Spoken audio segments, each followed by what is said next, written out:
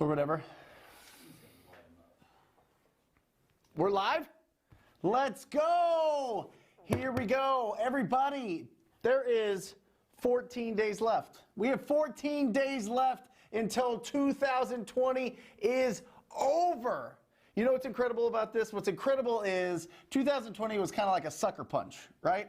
It's the shot we didn't see. You know, we never saw all the stuff going on in the world, especially in our country and in real estate and in the economy and in everything. 2020 was a blindside, but now we have no excuse. We know what we're going into in 2021, so we need to start setting some plans, all right? What's another word for plans? Is goals, all right? 2021 goals. That's what we're all thinking about right now. Over these next couple weeks, we start thinking about, we start pulling our pads of paper out and our pen, and we start writing what our goals are for the next year. But I'm going to challenge you this, okay? This is the big challenge, because goals are great, right? Goals are fantastic. But without action, goals don't do anything, right? There's nothing. It's just written down. There's no teeth to it. Nothing happens unless we get out there and actually do something, right? So you've got your goals, which means taking action, which means you can take action, but you can't just do it every once in a while. You can't do it once and then expect really great results. No, you need to get the consistency, right? The consistency is where it's at. But how do we get consistency? And that comes down to one word, and that is discipline.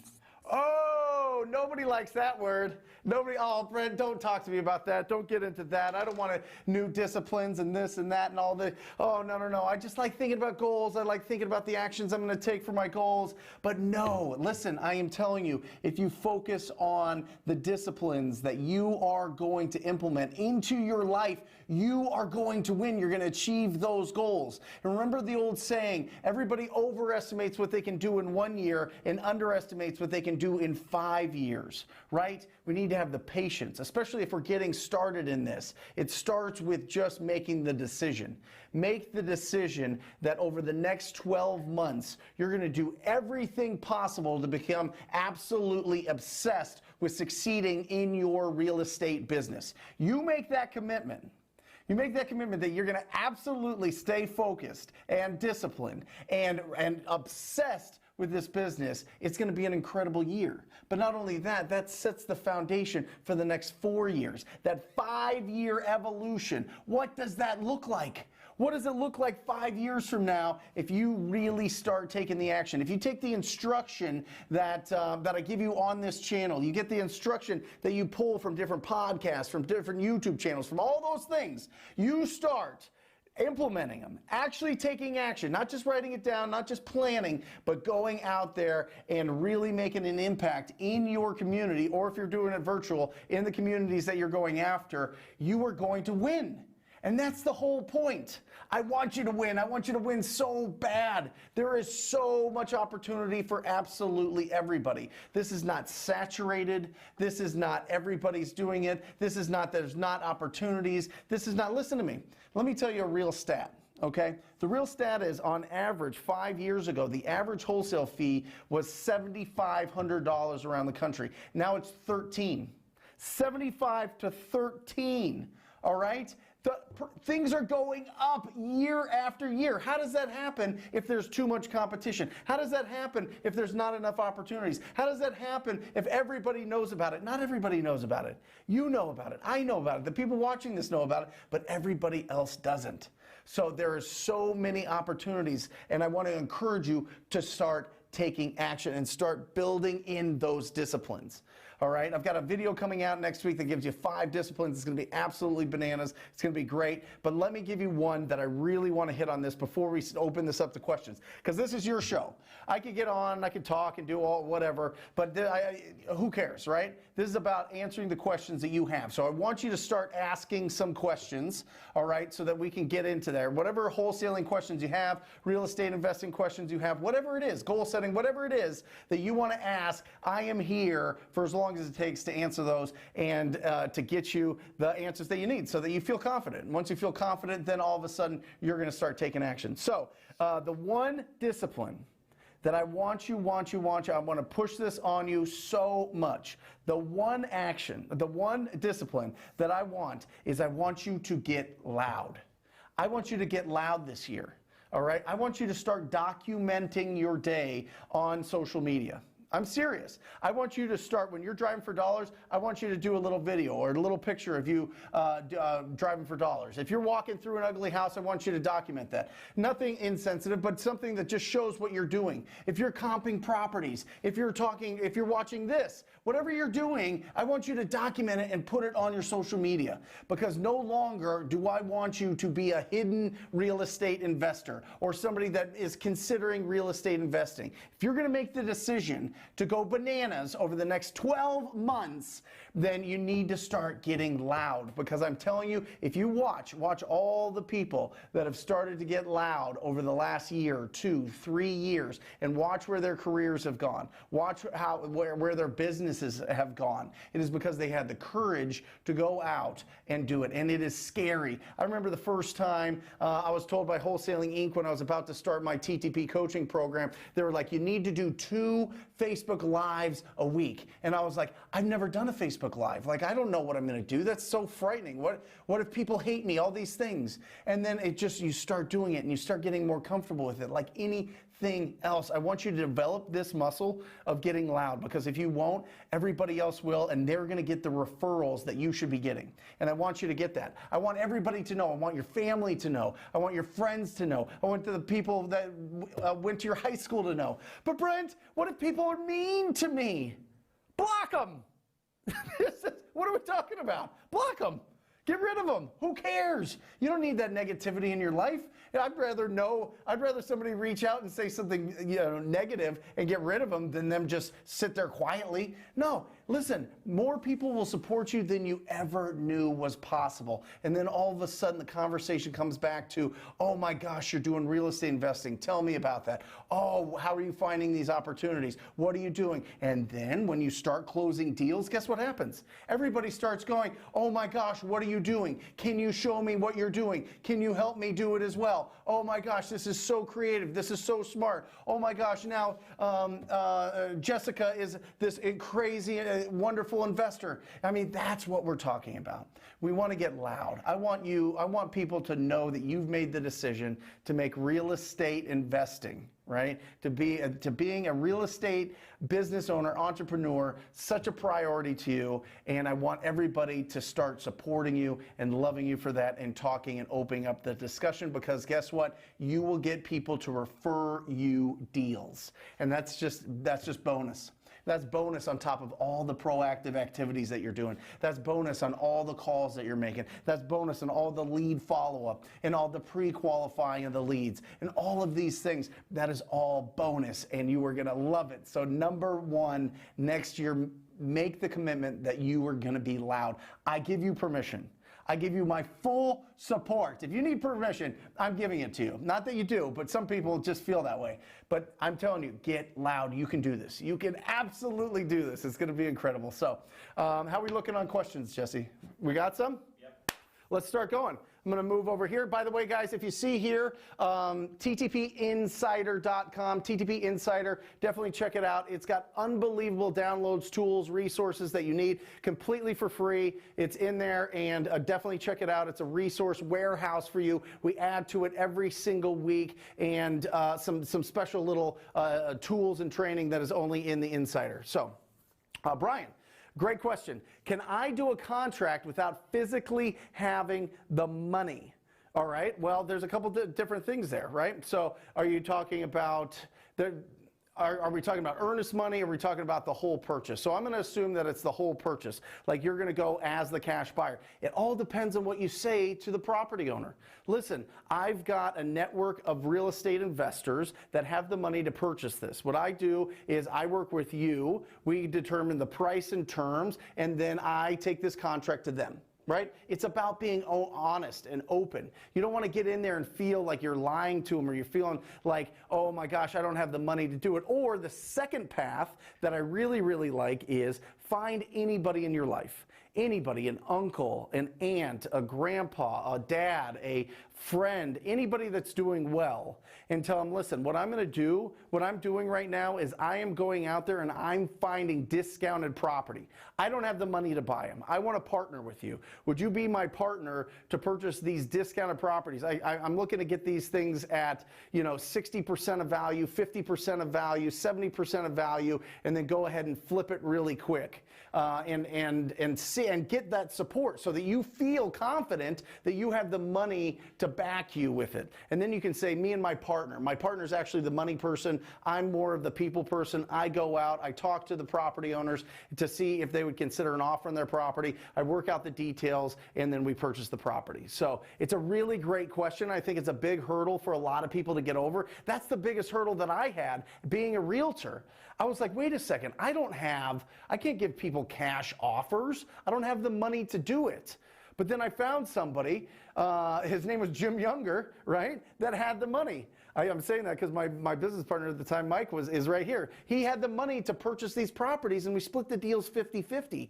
I mean, that's what I'm talking about. And the reason that he wanted to work with us is because we were loud and we were being really, really proactive, and we're going after deals left and right. So have that confidence. Have those conversations with people that have money. Everybody that has money right now wants to find a shelter for it, wants to find opportunities for it, they're not sure, some people aren't sure about what's going on with the stock market, people aren't sure what's going on, but real estate is a nice, safe vehicle to put their money in, right? So this is the best time, in my opinion, to go and find people that are going to be able to support you and partner with you. You're doing the heavy lifting, you're going out there working, but you are putting together opportunities for somebody that has the cash, if you decide that you want to purchase them. If you want to do the wholesaling, then you at least have the backup there, and you can, obviously assign that contract, get the wholesale fee, and there's your income, and then build that up and build it up and build it up and build it up, and start doing that, start getting these deals, start keeping the money that you make,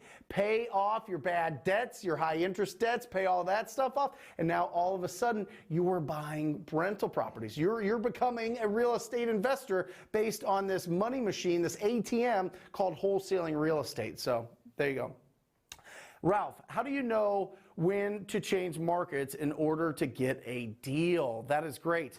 What I would say is talk to 1,000 homeowners in the market that you're at. If you don't get a deal from that, if you don't get several deals from that, then you want to consider switching to a different market. And I really think there's only a select, like a handful of markets that are very, very, very competitive, because the spreads on these deals are very big, which means that the money that people get for flipping or developing goes back into the company. They put it into their marketing budget, and now all of a sudden they've got millions of dollars to compete against you, and they just have more, they'll outspend you.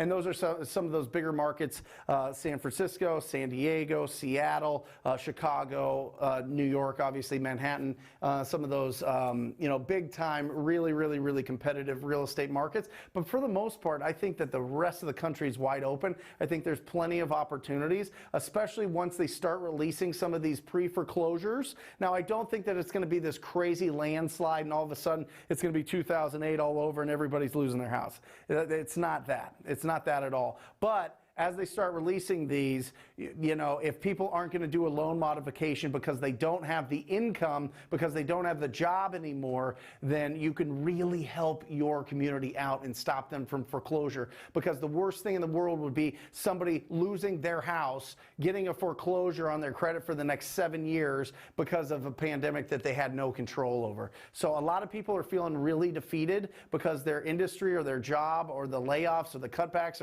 are affecting them. So be there, be that shining light, be that support that helps them avoid that situation. All right. But if you're going to be wholesaling those pre-foreclosures, make sure you're targeting them with at least 30% equity. All right, 30% equity. And get after those. You're going to want to go after the older properties that need some love. You know, obviously with that much equity, people can put them on the market if they're in good shape and sell them before they have to go through foreclosure. So you're looking for older properties, 30% equity, pre-foreclosures. Boom, that is a really, really solid list. And then they talk about the zombie list, which is a crazy term. I don't know why they call it zombies, but those are pre-foreclosures that are vacant that have some equity. So you can certainly go after that. You can check that out, ttpdata.com. You can pull that list right away at ttpdata.com. So great question, Ralph. We're cruising. All right, Darren, what do you recommend as your top free lead generation method tools moving into 2020? Free. Number one is, we talked about it. Number one free is referrals. Referrals. It's actually getting out there and talking to people that and telling them that you are a real estate investor, that you're a real estate wholesaler, you're looking for opportunities, and that they're going to start coming in. Now, that's not as proactive as I want you to be. Number one, if you really have zero budget, you got to knock doors. You got to knock doors. That's what I did. I had $0, and me and a team of 3 other people knocked 15,000 doors to start getting some deals. And this was just trying to get listings on a traditional side as a realtor, but that started generating some things. And then I turned that into, would you consider an offer on your property, which turned into, yes, but here's a phone number. I got the phone number, got my first deal, and the light bulb went off. And if you can get a distressed property address and the phone number and the owner's name, you've got everything you need. So what I would say is free, I would say budget like $100. Like find $100. Sell whatever. Sell your blood. I don't know. It depends. But you know what I mean? Like find $100 to be able to skip trace distressed properties in your area. Literally just walking down the street, driving down the street, getting the ugliest houses on the street, getting their phone numbers. Batchskiptracing.com is the most accurate phone numbers, batch skip tracing, and get those phone numbers and call them. You know, I think that you need to invest a little bit. I think that you need to get in there a little bit. But if it's absolutely free and you just can't find it for whatever reason, you can find it. Listen, every entrepreneur can find it. You can find it. I believe in you. So, yeah. Great question so far. Rough and running. How are we looking? Woo! All right. Jerome, here we are. I am starting out and try running comps while I'm on my live cold calls, and I find it overwhelming right now. Then don't. Jerome, really don't. What I like to do is, if you're making your cold calls, if you're hand dialing, it's really difficult. But if you're using a dialer, like Mojo Dialer, then all of the dialers now have a button that you can click that pops up Zillow. And you can kind of get an estimate of that. And what I like to do, if they're really pushing me for a price right there, there's a couple things. There's a couple things to unpack here, Jerome. Number one is, if they're pushing you for a price, push for a price, most of the time they just want like a free value out of you, or to see if you're going to throw something at them that is like way above what anybody would pay for it. Okay, so you know, don't be too concerned about people asking you, well, how much will you give me? How much will you give me? How much will you give me? Right? Because usually, most of the time, those are driver personalities. Driver personalities already have a price in their mind. So what I do with those is I pull up Zillow. I have a calculator somewhere. I have a calculator, and I just take the Zillow price and I put it at 0.66. If it's above 250,000, I times it by 66%. If it's below 250,000, I times it by 0.5, and I just throw out that number. You know, it looks like properties in your area in that condition are, you know, selling for around 125,000.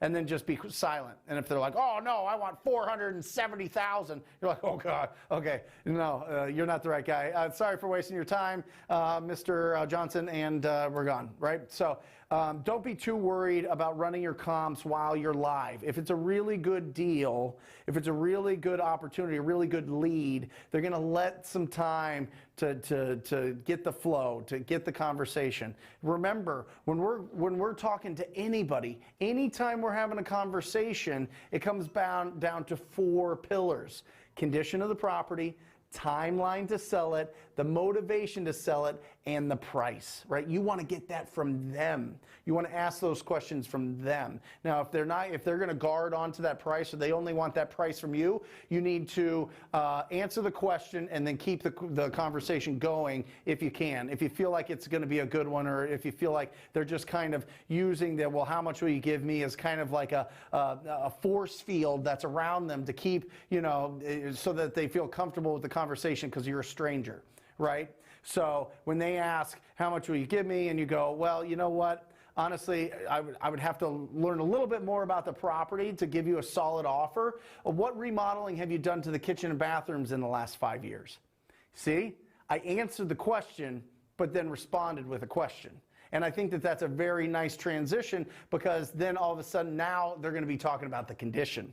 And now I'm working condition, timeline, motivation, price, condition, timeline, motivation, price. And I like them in that order, guys. I like them in that order because people will open up about the condition. The longer they talk, the more that they're going to be comfortable with you, and the more the conversation is going to open up. Then you go to timeline and you say, you know, typically we're able to get you your money for the house within 14 to 30 days from today. Does that timeline work for you? No, I need longer. Oh yeah, that works perfect. Now you got the timeline. And usually when you ask about the timeline, they start talking about the motivation. I need to sell this yesterday. It was broken into 3 times over the last month because it's a vacant rental that I have in another state, and I need to just get rid of it. It's just a nightmare. These are the conversations that you're looking for. And listen, you could go to my YouTube channel and literally hear conversations like this on my cold call breakdowns, right? The cold call breakdowns, they talk about all these things pop up. It's like amazing. This isn't like fake. This is real life. People really say that stuff. So it's, yeah, incredible. So Jerome, first of all, I applaud you 100% for making calls. That's incredible. Remember, 95% of people that hear that you should talk to people or call will never do it. So you're in the top 5% already. Keep it going. You are going to find opportunities, and it is an absolute fact. If you have quality conversations with distressed property owners, it's only a matter of time before you get deals. You get deals, it works every time. It's flawless. It's undefeated. I'm telling you, you have enough quality conversations, you will win. So, great question. Captain, affiliate, all right. Hey, is calling property managers a good way to get free leads? Really interesting, and we talked about it, I think, last time, guys.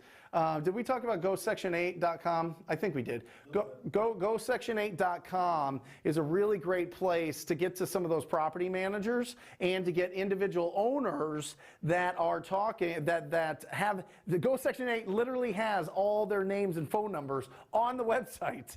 So you can literally, for free, you can go there and just start going down and start calling them and see if they have any problems that you can solve. And when I say problems, I mean, like, what is your biggest, you know, properties that you're having problems with right now? Which are the ones that, like, if it was out of your life, you'd be so much happier, right? Those are the conversations you want to have with property managers. But typically, in my experience, property managers are also investors. All right, property managers are also wholesalers. So when their clients are getting to the end of their relationship with owning a rental property, the property managers typically give them an offer. So sometimes you can get in there. Sometimes the property managers just want to manage property, and oftentimes they already have buyers that they work with and get a referral fee or something from. So if you want to approach them, I would do the same approach that Jamil Damji, who's in the office, he might pop in, maybe not, Jamil Damji did with real estate agents, that says, listen, I understand that you've got a top cash buyer. I just want to be your second. I want to be your second cash buyer. If your first cash buyer doesn't want a deal, or maybe they're low on funds, or maybe it's not the right timing for them, or maybe they're on vacation, I'd love for you to reach out to me. I need to be your number one now. I want to prove it to you, but let me be your number two. That's the conversation you have with realtors. That's the conversation you have with property managers.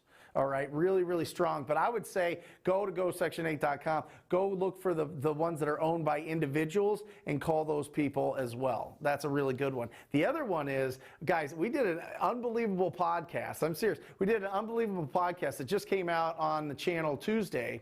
And Ryan in there described how he set alerts on Zillow anytime a property came on the market for rent and it was under market rent.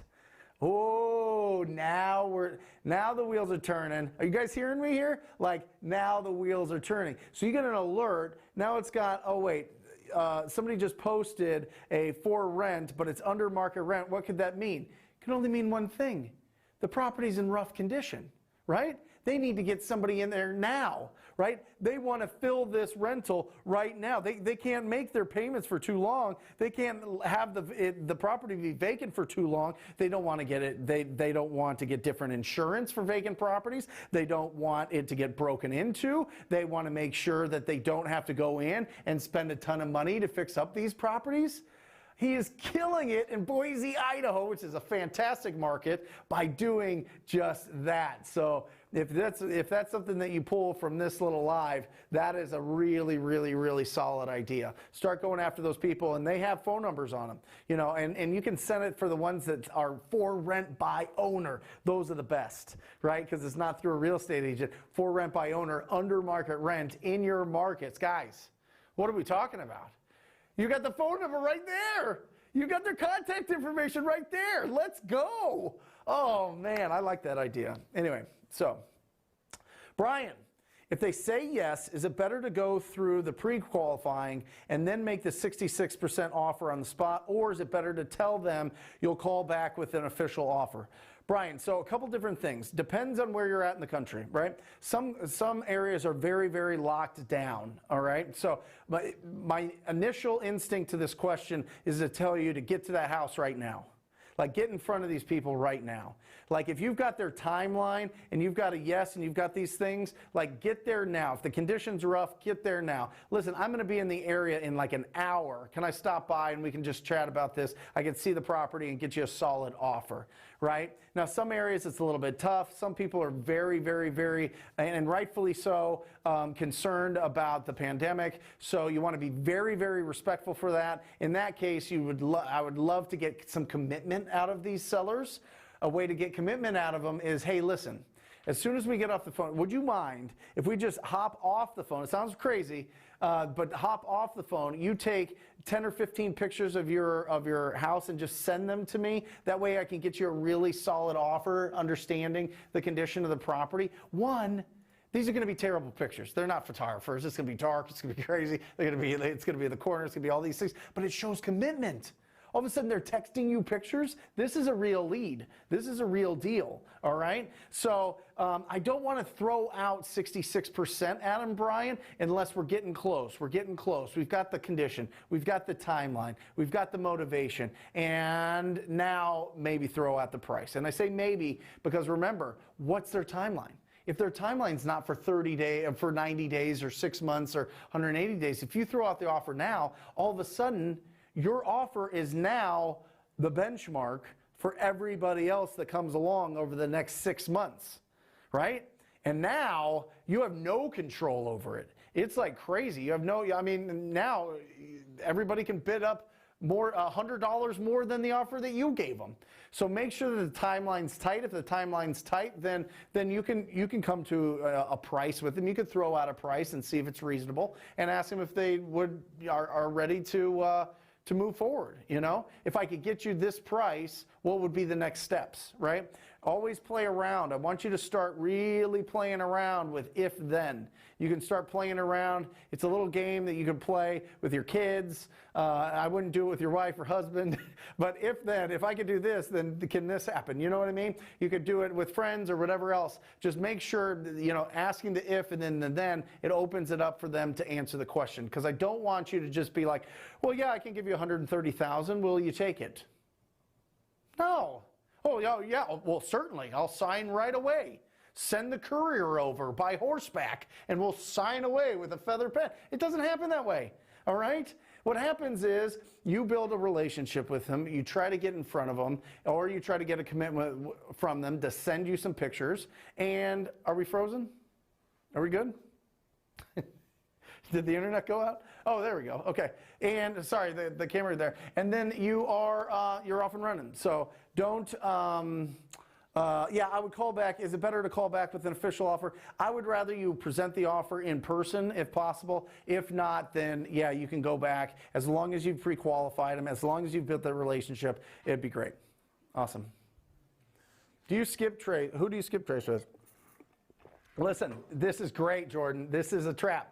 All right, batchskiptracing.com takes the top 4 providers, the top 4 databases of phone numbers, and meshes them all together and puts it together in some crazy analytical algorithm and make sure that you get the top best numbers. And this isn't just me. I mean, you can look it up, you can look reviews up, you can look at anybody.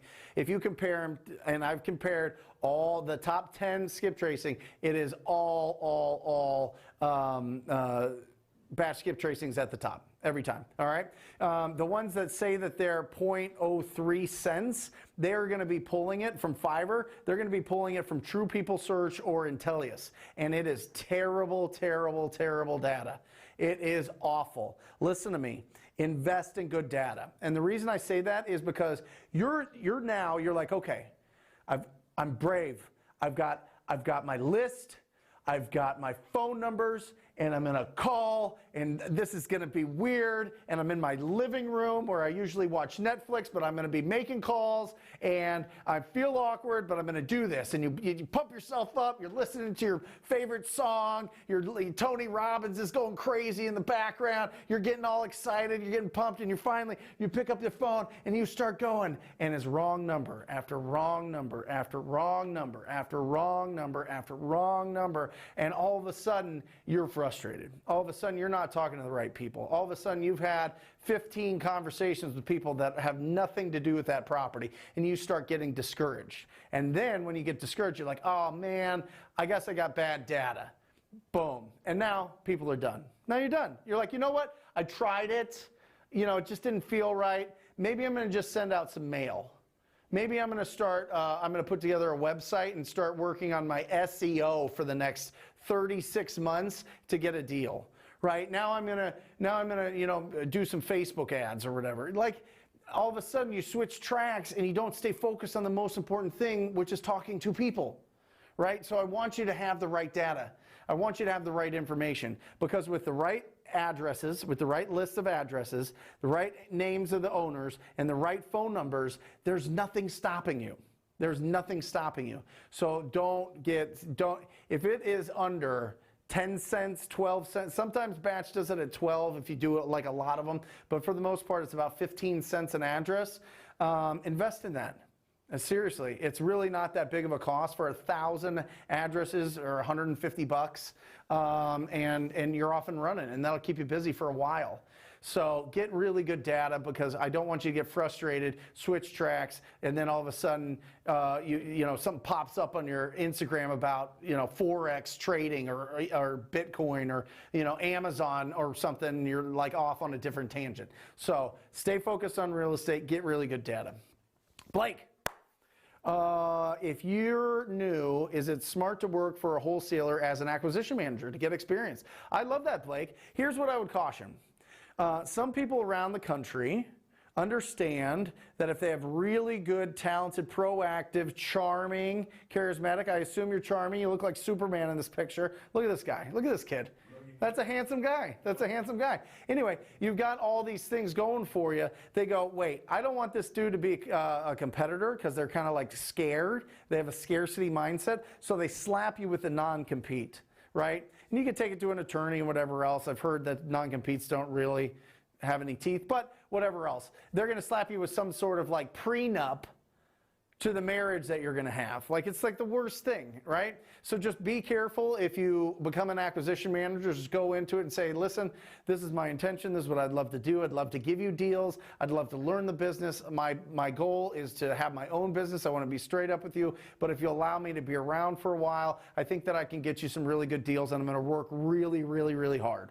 If you have that conversation with a reasonable person, it's going to be great. If you have that conversation with somebody that wants to clamp you down and they want to big dog you and say, well, my leads, do you know how much I'm spending on all these leads? I can't just give it to you. You might steal them and take them and do all this and all of a sudden behind my back do all these things. You know, that is not the right person to work for, all right? You want somebody that's going to encourage you to grow. I can't tell you, I've got like 8 acquisition managers out there now with incredible wholesaling businesses that used to work for me. You know what I mean? And listen, it hasn't reduced my business. It hasn't reduced how much I make in wholesaling real estate. So it's an abundance mindset. You want to work for the right person. I think it's a fantastic idea, especially as you're getting going, if people are giving you leads. But the only thing that it does, another thing that I want you to be aware of is, remember, when you're not hunting and you're only gathering, your teeth aren't going to be sharp, right? Your arrows and your spears and your whatever aren't going to be, you know, sharp and ready and all these things to go out and be proactive and get your own deals, right? So what I would say is, if you do become an acquisition manager, I would have the opportunity to be able to prospect for your own deals as well, which you could share with them. You know what I mean? Make sure that you're hunting as well as gathering. Gathering, I mean lead follow. Lead follow is kind of like gathering, right? You're just getting the leads for you and then you're converting them. I see a huge mistake with people that start out as acquisition managers. They absolutely crush it, but they've never hunted in their life. They go out into the wilderness and get completely destroyed because they don't have the skills. They don't have the skills, they don't have the discipline, they don't have the bank account to support themselves long enough to be able to really make it. You know what I mean? So just watch out for that as well. Great question, Blake. All right, what do we got? Darren, will your marketing efforts change if they decide to extend the foreclosure moratorium till January of 2022? No. You know what, honestly, Darren, I mean, we'll only do like 5 or 6 deals a year from pre-foreclosures, so it's not a huge thing for our business. I think it'll definitely affect if you have more of a strategy going after maybe some sub-2 deals or some creative deals. But for the most part, people that know that they can't afford their house need to make a decision, right? They need to make a decision on what's going to happen. Like having something hanging over their head and hoping the government does something based on some vote, and well, the Democrats vote for it, but the Republicans won't. Will it stop? Do I have to like figure out where to live? That uncertainty bugs a lot of people, and I think that there's still going to be a ton of opportunities. And listen, if they come up as a pre-foreclosure, it means they're not paying it. Now, if it prolongs till they actually lose the property, yeah, maybe their timelines are longer because they're just kind of sitting there trying to figure out what's going to happen. But yeah, I would still go after them. I would still call and call and call and call and call and see if you can help them out. And if you can't, you can't. But there's going to be people that will. Yeah. All right. What is that? Raj? Brent, how do you get transaction funding? What companies do you recommend? I don't know of a national one. Honestly, I have a local one here. If anybody has a national one, please, I mean, promote it. I mean, put it on the chat here. If there's a really good one, the problem I have with transactional funding is they charge so many points. Some of them are like 2 points. You know, and you're buying a $200,000 house, or it's a $200,000 loan, and you need that loan for 13 minutes to close a deal while another deal's closing, and it costs you $4,000. It's a nightmare, right? So what I would say is I would build up your reputation in the market for finding really good deals, and I would find somebody that's a private that'll lend you the money and partner with you. You know, if you don't have anybody there, find somebody. Well, nobody in my family or friends or whatever has any kind of money like that. Get loud. Get loud. Get loud. People will find you. Talk about it. Ask about it. Start reaching out to people. Start building that up, because that's what's going to give you the opportunity. Let me tell you why I say that, okay? 2013, 14, 15, transactional funding for me was like, people wanted to charge me like 2 points, 2 points, 2 points. I start getting loud in 16, 17. All of a sudden, transactional funding for me cost $1,000. $1,000. 100% financing. $1,000. Because of reputation. Because I was loud, because I was doing deals, because I was out there, because they knew that I only go and get really discounted properties, right? So that's what I would do. I mean, yeah, I really don't have a recommendation for it. I just don't use it a lot. And so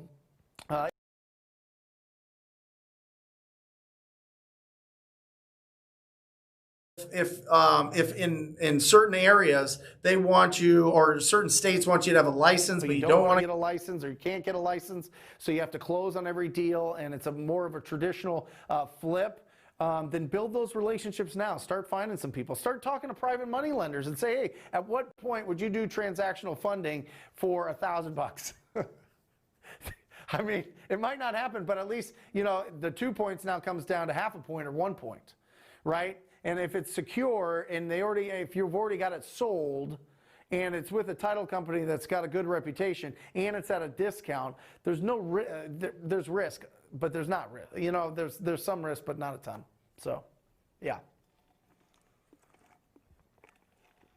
Lorene, I use Mojo Sells. Batch dialer though is coming in hot. I've got my fingerprints all over batch dialer. Right? It's going to be absolutely incredible. It's going to integrate with a lot of their systems, a lot of their skip tracing. It's going to be really, really, really seamless. They're really going to do some special things in 2021. It's going to be crazy. But so look out for Batch Dialer. I think that they are going to be the only one, and it's going to be in a week or two, that will give you a free trial.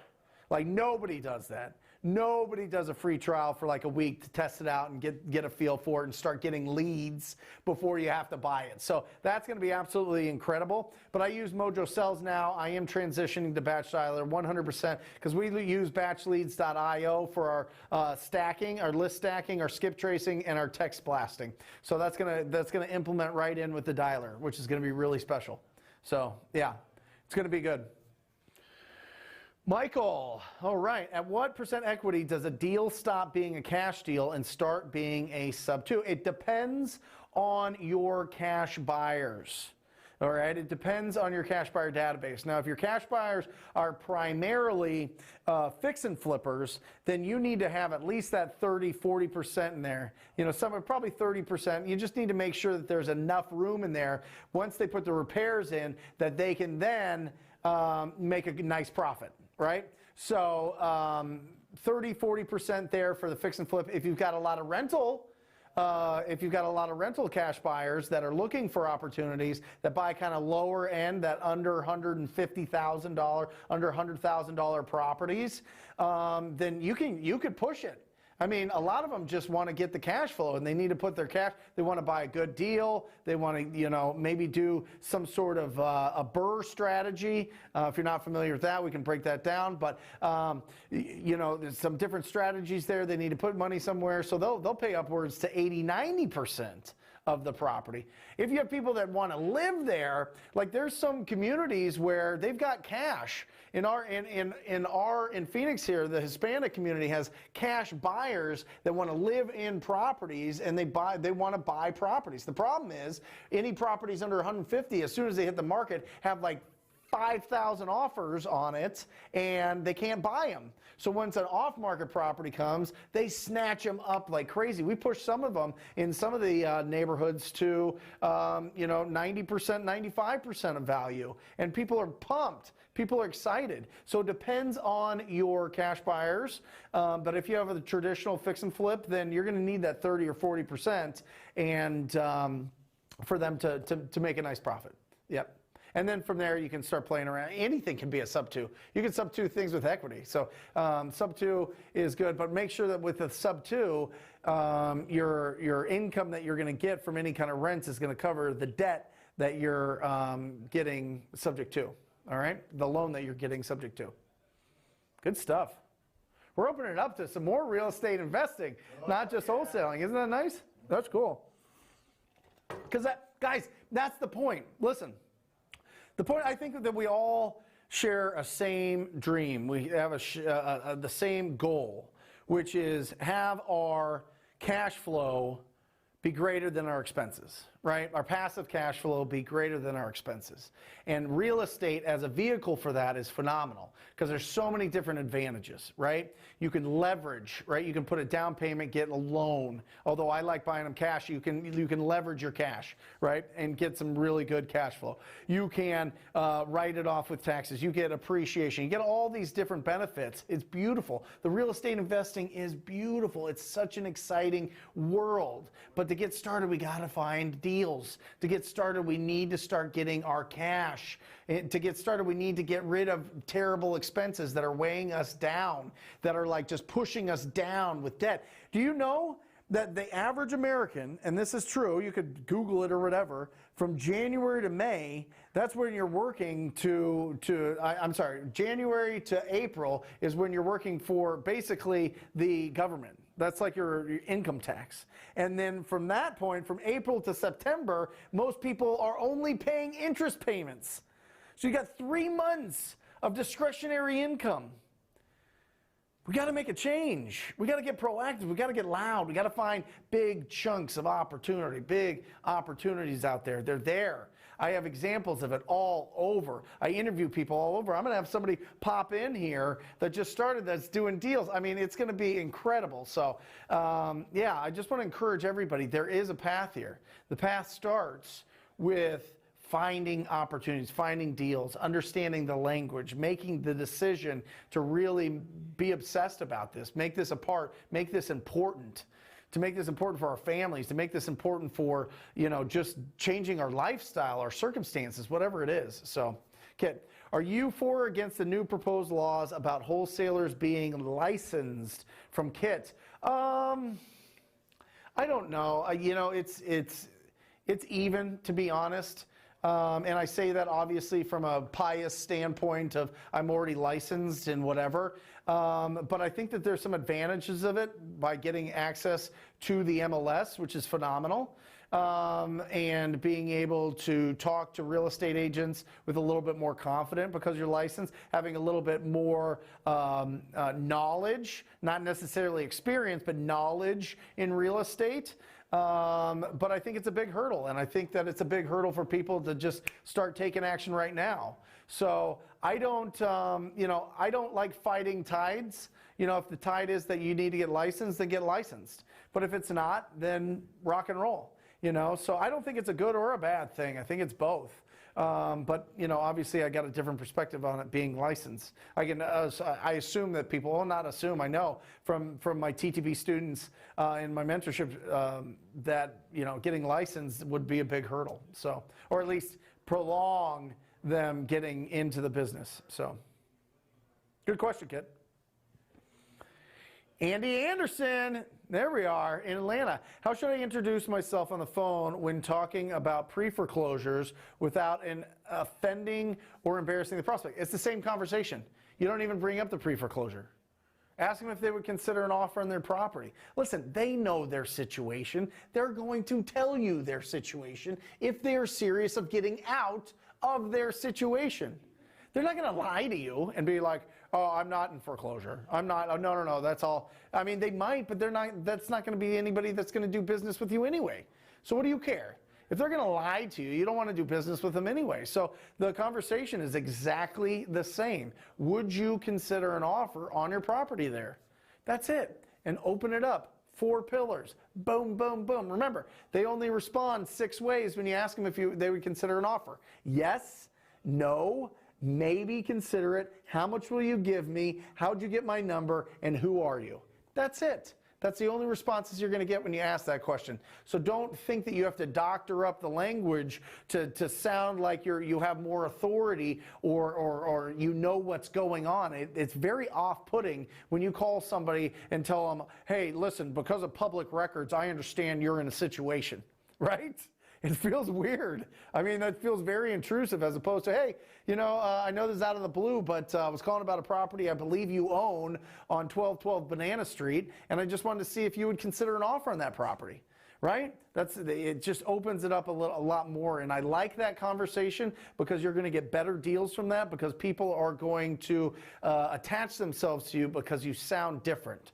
You sound real. You sound authentic. You sound like a neighbor. You sound like somebody that cares and wants to help them. You don't sound like somebody that's like, did you know that you're 90 days past due on your mortgage? Yeah, they know. They're getting 1,000 calls from their bank, right? They're getting 1,500 calls from real estate agents trying to call them for a short sale or to list the property. Like, just go at them, be cool, ask them if they would consider a cash offer. Great question, but don't switch it up. You don't have to doctor it up. TTP Insider, TTP Insider. If you need the script, the TTP cold calling script, TTP Insider, definitely check it out. That's where you get in and get all the tools. It's got tools, downloads, resources, everything in there, completely free. Check it out. It's just a resource tool for your tool belt to go out there and be confident and take some action. So ttpinsider.com. Eddie, there he is. When you have a contract signed and the cash buyer goes to look at the property, do you tell the buyers not to talk to the seller about the price virtually? Yeah, I mean, you want to have a conversation with them. You don't want the cash buyer, starting up this big long whole thing with the seller. But for the most part, it really doesn't happen. Most professional buyers, most investors, most people that are buying wholesale properties, number one, don't want to talk to people anyway. They just want deals. That's the reason why they're not wholesalers, is because they just want to get the deal to fix it up, right? They want the deal to put into their portfolio. They don't want to get into open up the Pandora's box of, well, I lost my knee, skiing, and that caused me to have back pain, and then this happened, and then in 1985 I had a birthday party here, and it was a real hoot, and we had vanilla cake, and what was your name again? Oh, okay, that's a good name. I knew a guy like that once, and then all of a sudden you're off on some whirlwind. We've been through it. You go off on some whirlwind of conversations with somebody. No, listen, buyers need to go in, get out, all right? If they start playing that game, if they start trying to backdoor or do something goofy, or they're just trying to, break the rules of wholesale, get them out of your deals. Get them out of your lists. They're going to get a reputation among the top real estate investors, real estate wholesalers in the market, and they're not going to be able to get deals. So there's kind of like an unwritten rule to shut up, go through the house, get out. There you go. Point blank family. What is the most common motivation to sell you've come across? This is great. I love this question, point blank family. What I did, and this was a couple years ago, but it was really cool.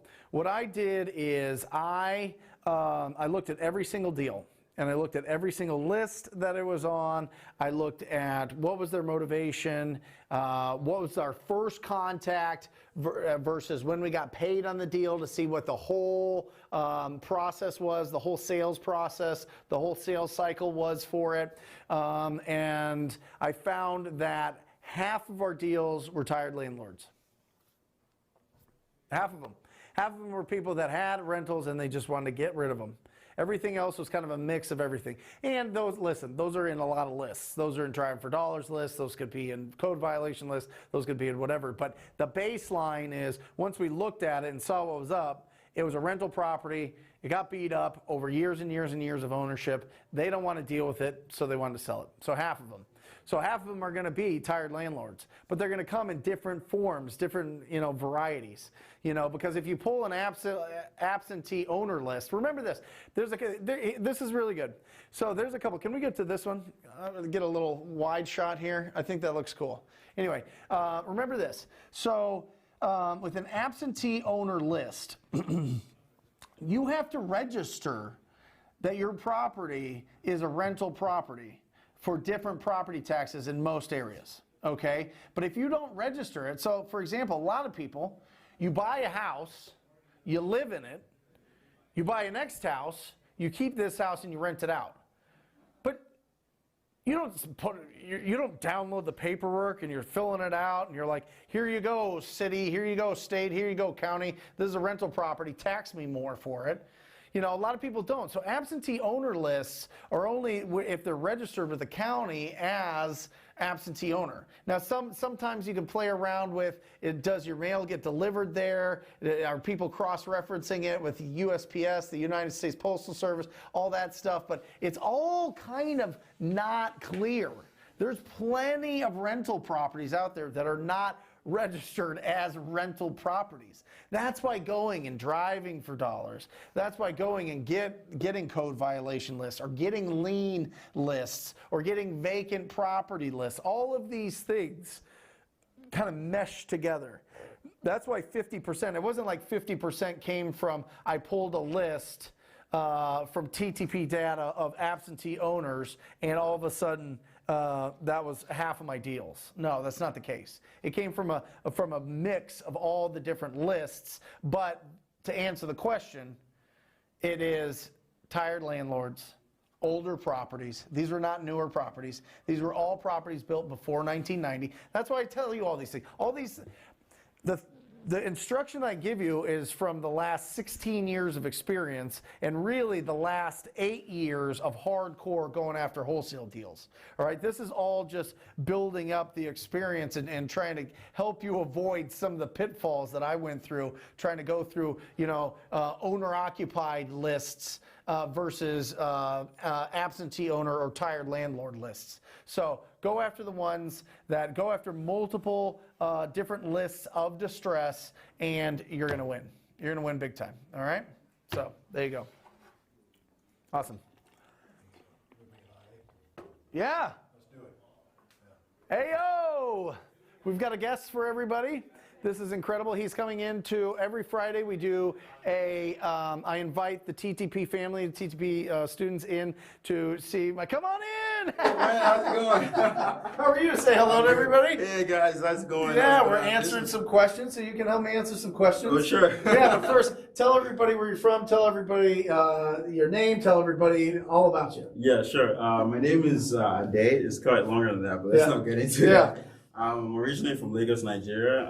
Moved out to the United States for school.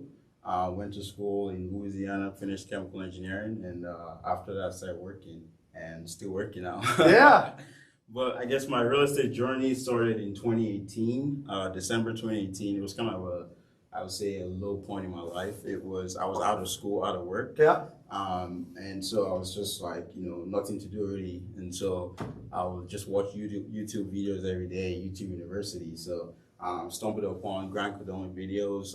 That back then it was MFR, multifamily. Yeah. Just looking into like NOIs and all of that, kept watching, and I was so intrigued that I bought his book, How to Create Wealth and Invest in Real Estate. Yeah. I read that, and then fortunately he had like the annual growth conference. Yeah. He had that in Miami. So it was my last semester in college, but I was like, no, school. I have to go for this. So I went, and Brent, that was it for me. Yeah. It changed my whole mindset. I knew I was gonna graduate, get a job, but real estate was gonna be it. And how many deals this year? This year, I joined TTP in May. I've closed 4 deals. Right? 4 deals? From what? From calling people? Cold calling. From cold calling? Yeah, that's right. Right. That's right. Right. From cold calling. Guys, real life. Was it scary? I mean, it was, but you just have to go after, take massive action. That's all it's about. That's it. I think Jeb said it best, I think he said, average success, or messy success beats perfect mediocrity every single Oh, for sure. So you just have to for sure. That's all it's about. Well, let's get this going. First of all, we're going to read it tomorrow for that. 4 deals worth how much? Right now, 4 deals, 2 was 35, 1 I have to keep for myself, and then the last one was 7, so 42. 42,000 for picking up the phone and talking to people. So absolutely incredible. We're talking about 2021 goals. We're just answering questions live. You want to help me out? Sure. All right, let's do it. Hopefully Can you hear him okay? Is the mic catching him?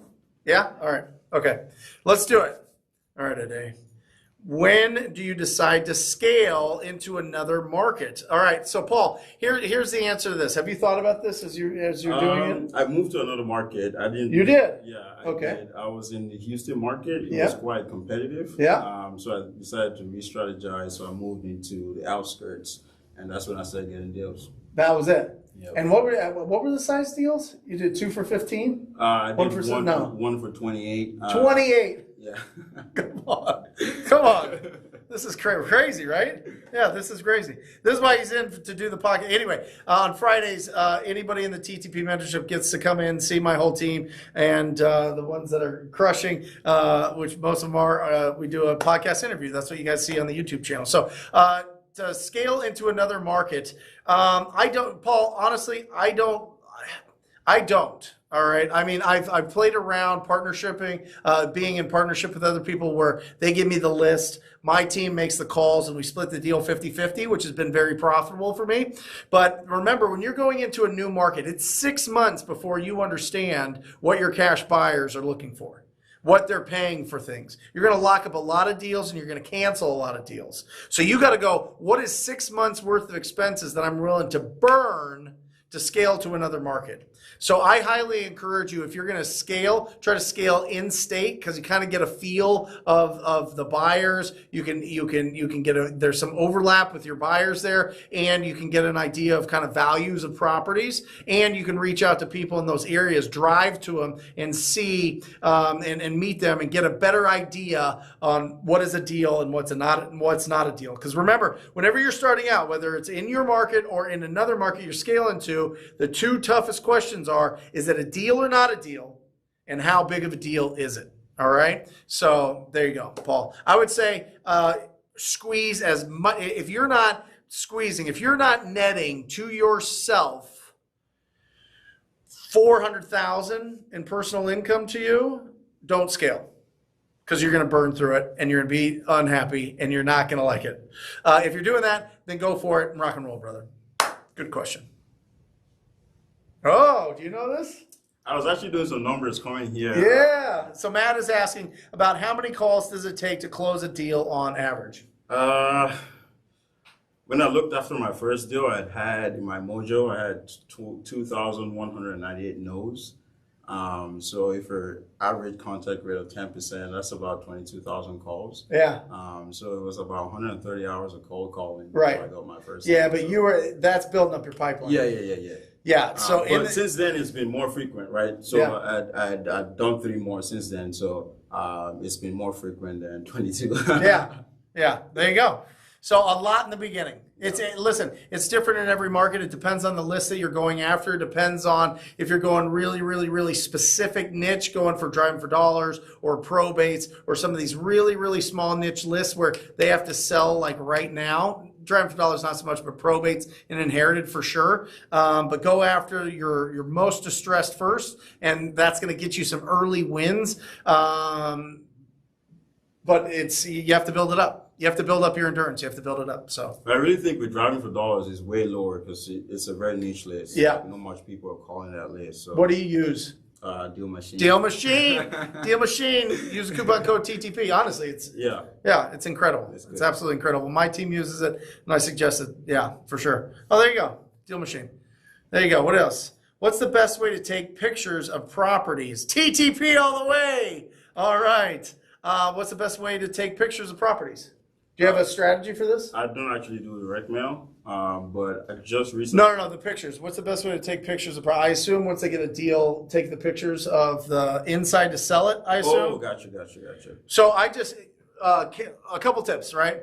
Phone, put it at belly level here so that it's not like here so that you're like, the house looks short. You put it at belly level. Take pictures everywhere. If you need a guide, again, TTP Insider, there is a breakdown called the Cash Buyer Pack. It's literally a checklist of all the different pictures that I want you to take in there. So it was very well thought out, that pack. And so, yeah, just download it, and that'll give you the blueprint. Yep. Nice. It's awesome that you came in early. Yes. Yeah. You excited about the podcast tomorrow? Yeah, I'm excited. Isn't this, it's weird, right? Yeah, You're like, I'm still trying to take it in. I texted him and I said, hey, do you want to come to my love show at the office today? And I was like, oh, geez. I said, yeah. Love show. Anyway, how much do you make investors put down your earnest money?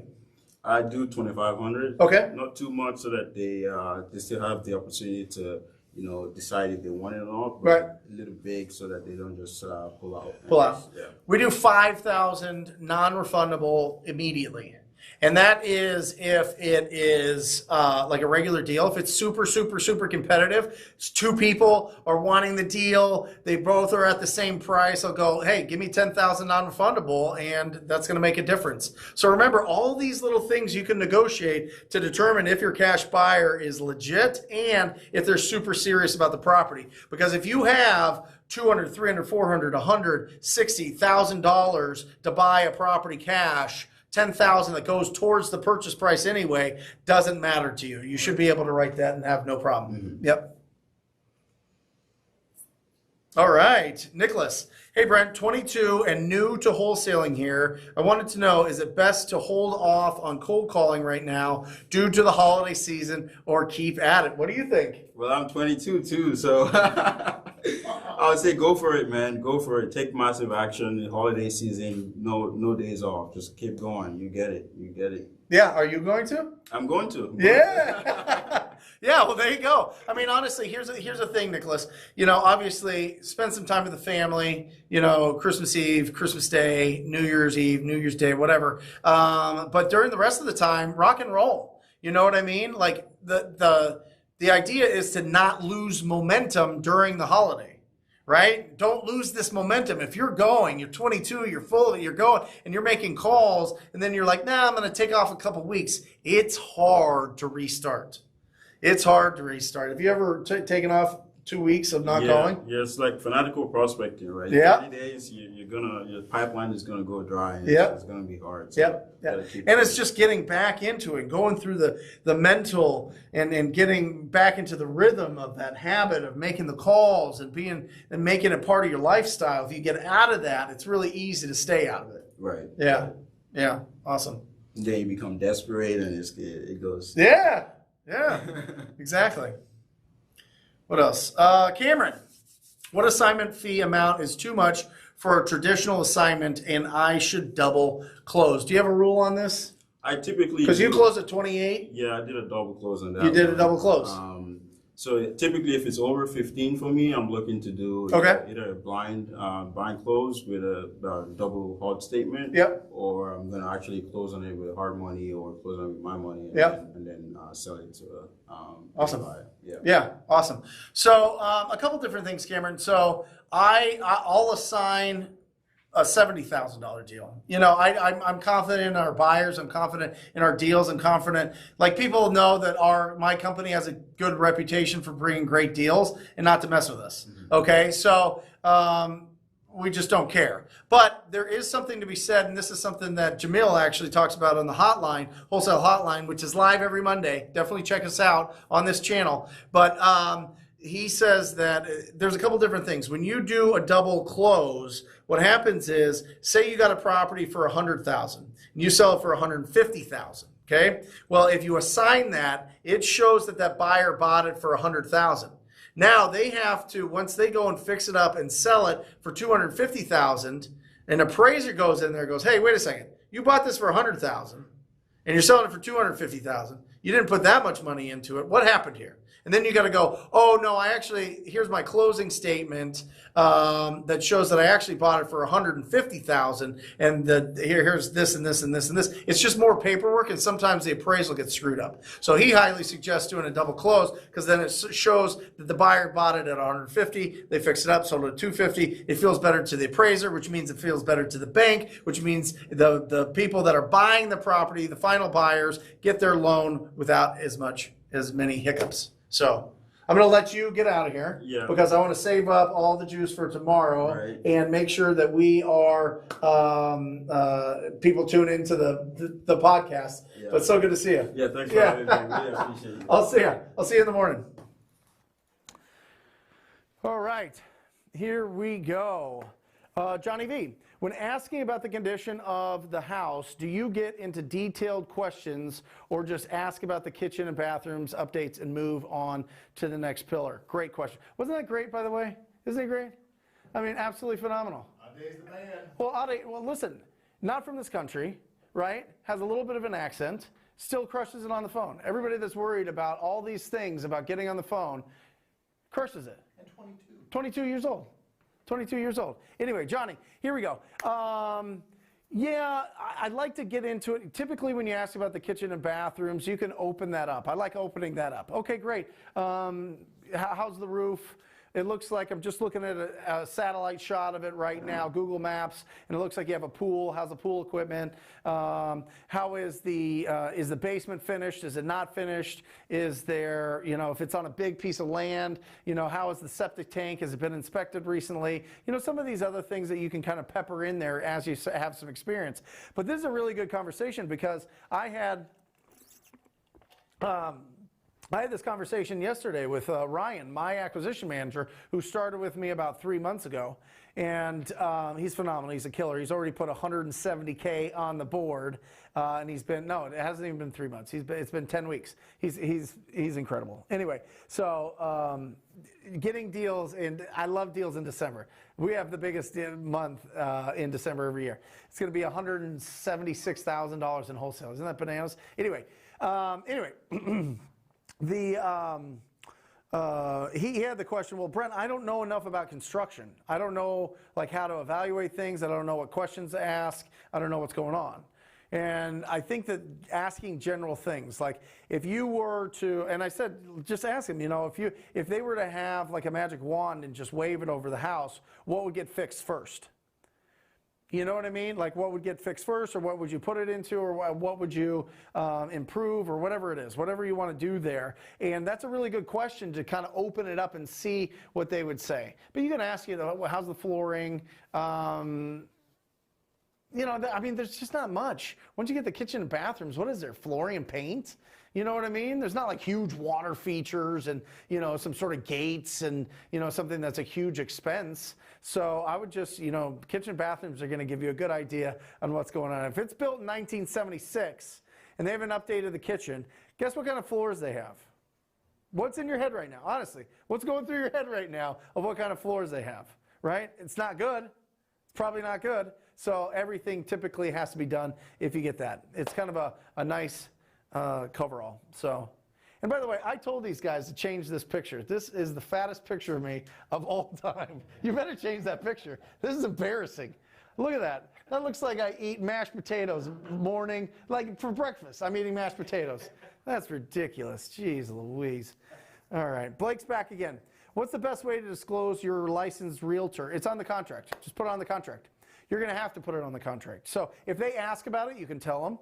But typically when I'm going through, when I was sitting down knee to knee, belly to belly with any of the sellers, I would tell them, look, it's right here. I just want to disclose that I have an active real estate license. And they're like, oh, okay, great. Yeah, they don't care. For the most part. Jared, Jared won we're flying Jared in. Jared won the wholesale hotline.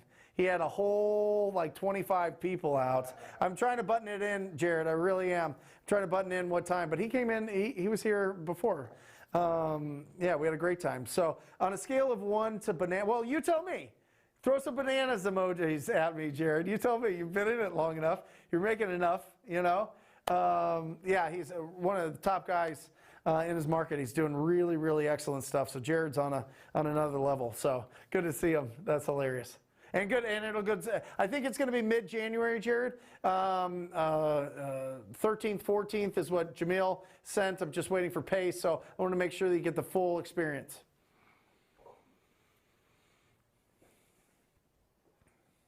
Boss C.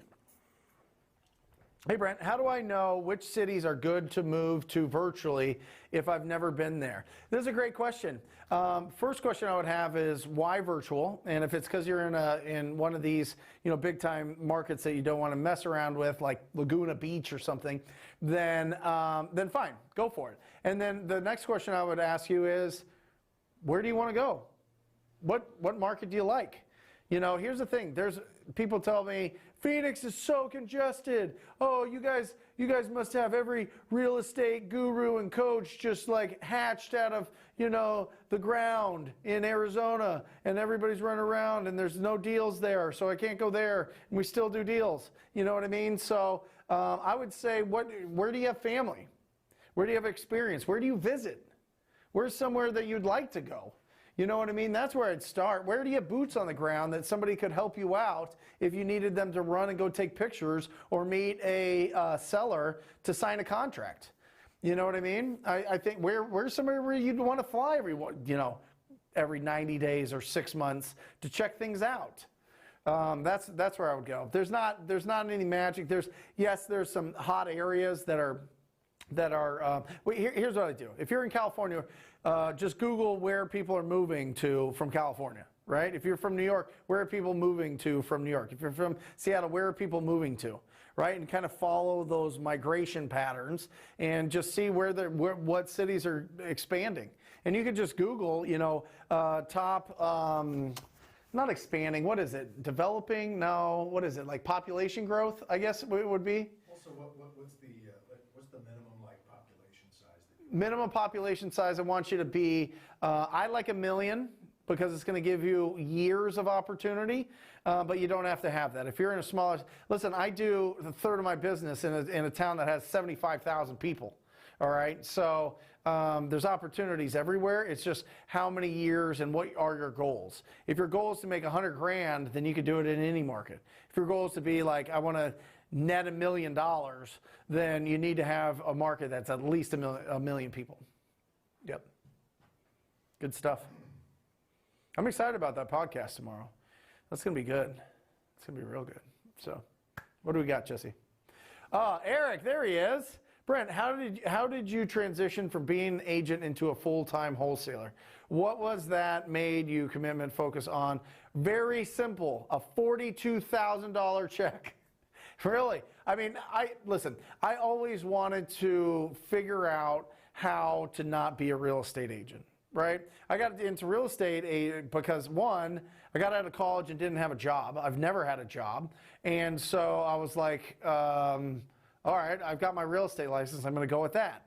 Well, fortunately, it was 2004, 2005. The market was going absolutely bananas, and it was easy to make some money, and you think you're a genius and everything, and then you kind of get sucked into it. You start getting expenses. You start doing stupid things. You start getting wild, and then all of a sudden, you're not keeping the money. It's going all over the place. And listen, I was 22, 23. I'm not as smart as these guys were, back then. So, whatever. It was that time in my life, and it was a learning experience for sure.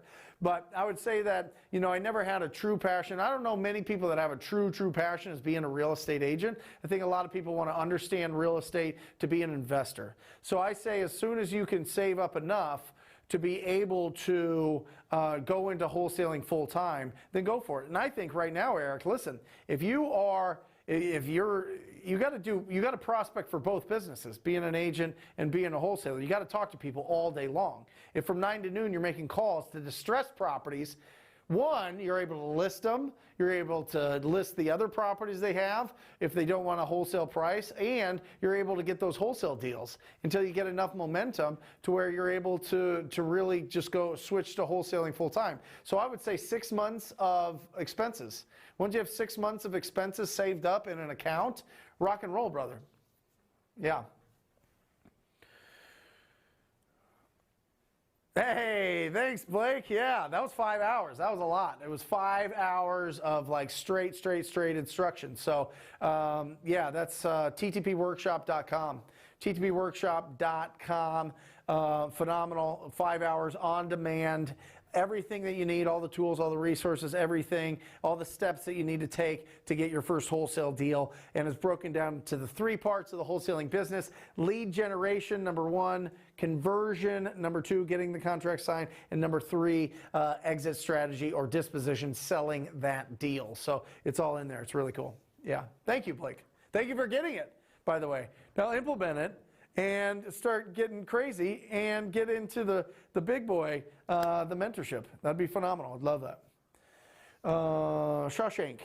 After I find ARV and estimate repairs, the next step is to find MAO based on the flip formula. Okay. If there are other higher offers, should I counter them or just stick to my offer? Well, first of all, that equation there drives me crazy, guys. That ARV times 70% minus repairs. I mean, that works if the property, if you're in lower price markets. If you're trying to do that with a house that's going to be ARV over 250, you're going to be in a real big problem. Because now you're trying to get this thing at like 80,000, 90,000, 100,000. You'll get a big deal, maybe, but everybody's going to beat you like a drum in your market because they're going to offer you more. So there's a great video, the perfect offer presentation that breaks down the equation and everything that I'd love for you to check that out because that plays with the ARV. We did it last time. I broke it down on the white, on the thing here. For anybody who doesn't know, what are those acronyms? ARV, okay, so ARV is the after repair value. The great Mike. After repair value. So that is once a property's fixed up and looking beautiful and it's staged and it smells like sugar cookies and it's wonderful and it's bright, what does it sell for, right? What's the after repair value? The MAO is the max allowable offer, right? It's not the leader of China, right? Was that Mao? No. Yeah, okay. MAO is max allowable offer, okay? And that is basically what's the most that you can offer this seller and still get the deal done, all right? So, yeah, those are the two acronyms there. I would say, Shashank, play with it. You know, if you could beat the highest offer by $500 and get that deal and make $7,000 instead of $15,000, it's still $7,000. If you can make $1,000 instead, you know, then you're still off and running. I just want you to start building up and getting those deals in your inventory, in your database of experience, because that's really important. All right. So, yeah. Good email signature service to use. What's the one you like, Jesse? HelloSign. Jesse really likes HelloSign. I've used DocuSign for probably 15 years or whatever. So DocuSign or HelloSign. Is HelloSign cheaper? Is that why? Yeah, okay. HelloSign is the cheaper one and really easy to use. There we go. No meta here. All right. I have a realtor who's bringing me great off-market properties. Yes. But I've never worked with a realtor before.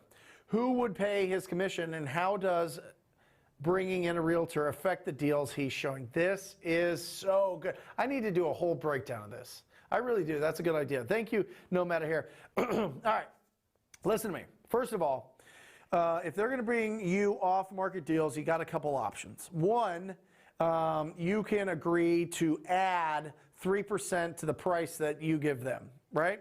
So, hey, bring me a deal. It's at $200,000. I'll give you 3%, and that's $6,000. And then you're now at $206,000. Now you wholesale that for $225,000 and make $19,000, right? And the agent gets paid, the seller gets paid, you get paid. Cash buyer gets a smoking deal that they can go do something with. Okay, so that's one way. The other way is you got to see if they have a relationship with the seller. A lot of times people are bringing you off-market deals because they want to keep 6% commission that they've already agreed with the seller. So what I would say is the question you want to ask a realtor is, do you already have a listing agreement with the seller? Do you already have a commission agreement with the seller? Right? And if they say no, then okay, we'll add on 3% to whatever I can give them. Is that fair for you? And if they go no, you know, what I'm looking for really is I want to bring you these deals, and whatever you make on it, I get half. Most of them don't know to ask that. Most of them really don't know to ask that. The only ones that know to ask that are the realtors watching right now that is getting that tip from me right now, that they want half of the deal that you get. And realtors out there, well, you're going to be wholesaling it yourself anyway. So anyway, one, give them a commission, but most of the time they will bring you those deals because they have a listing agreement with the seller that's already paying them. They just want it, they don't want, so here's how commissions work. And I really want to break this down, all right? All right. Let me show you this, okay? This is typical, right? Anywhere, we're just going to go 6% is the usual commission for realtors, okay? And by the way, see how I said that word? If you want to really get next level real estate investing, there is not an A here. It's not realtor. It's realtor. Okay? Realtor. Got it. All right. 6% commission to the realtor. Okay, now what they typically do is they take that and 3% goes to the listing agent. This is somebody that will bring you the deal. This is somebody that has a relationship with the seller. This is the listing agent. And then they put 3% out on the MLS for a buyer's agent. So all those properties you see on Zillow, all the stuff on the MLS, that is, if it's listed by an agent, 3% typically is out there to attract all the other realtors that have buyers, okay? So that's how they bring those realtors into to negotiate the deal and make this deal smooth for the seller is they give 3%. Well, listen, if you've got somebody, no meta here, that is a realtor bringing you this, and there is no buyer's agent, they don't get 3%, they get the full 6%. So instead on a $200,000 house of making 3% on that, or $6,000, they make $12,000 that the property owner pays them. Right? They pay the agent. They pay the realtor. Okay? So that's why they're bringing these to you, because they don't want to put it on the market and give up $6,000. They want to give it to you and keep the 6%. That's the advantage of them bringing you those deals. So when you're asking them about do they have a listing agreement with the seller, that's why you want to know, because you want to know if they're already making the 6%. And that gives you so much advantage when you're talking to real estate agents and you say, hey, listen, you get to keep the full commission. I want you to write it. I'm not going to be represented by another agent. I want you to keep the commission. Just bring me the deals. That's the conversation. They make double the amount that they usually do on every deal because there's not another agent involved. There you go. Went a little crazy with that realtor thing. I'm just, yeah, it's a weird word. And by the way, just to let you know, realtor, the National Association of Realtors, that's not a government agency. That's just a group. It's a trade organization. To be honest with you, they're just a huge lobbying group, right? They're a lobbying group that makes sure that realtors still have an industry and a job every year, all right? So, Eddie's back.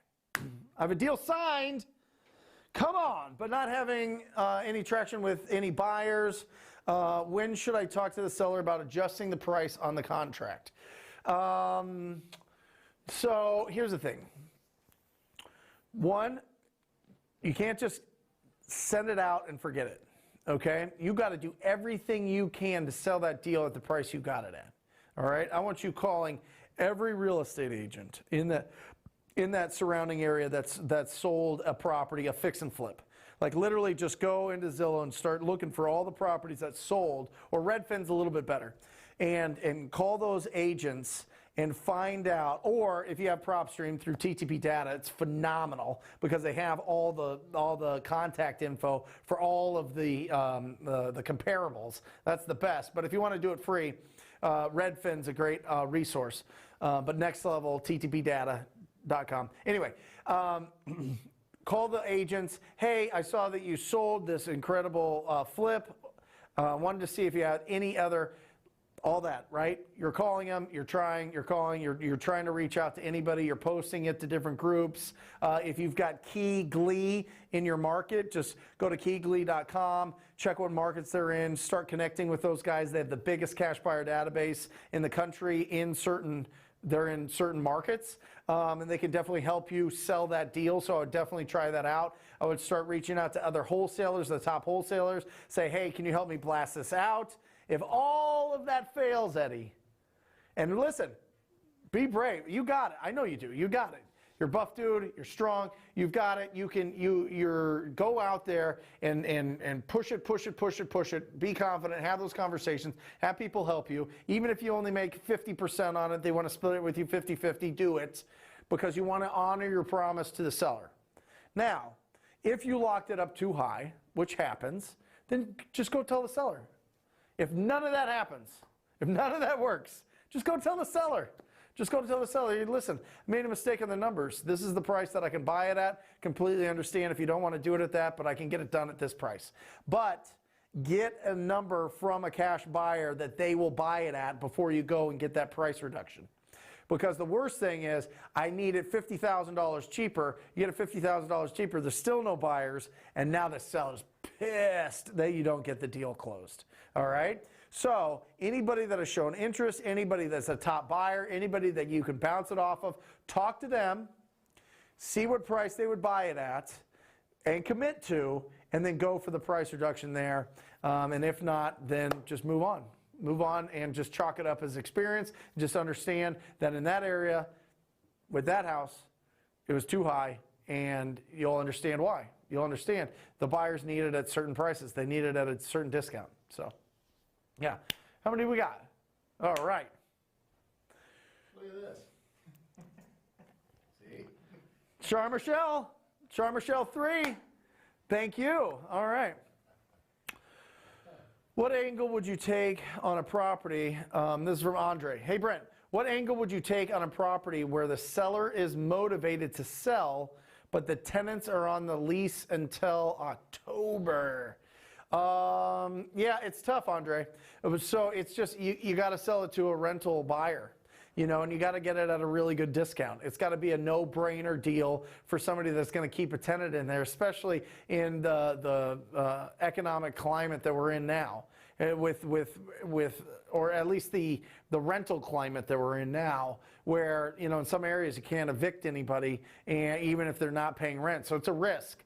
It's a risk to put in to take over somebody's renter. Make sure that you get all of what's called their rent roll, R-O-L-L, rent roll of when they paid, how much they paid, were they late, all that stuff, as much as you can to make sure that they're good tenants, get their qualifications, get their lease agreement, get all that stuff, and just make sure they're solid. And if they're solid and it's at a discount, you should be able to sell that to somebody that's going to put it in their portfolio. If some of those things get wiggly and they don't make sense, then yeah, it's not good. How many comps should we look at before coming up with the ARV number?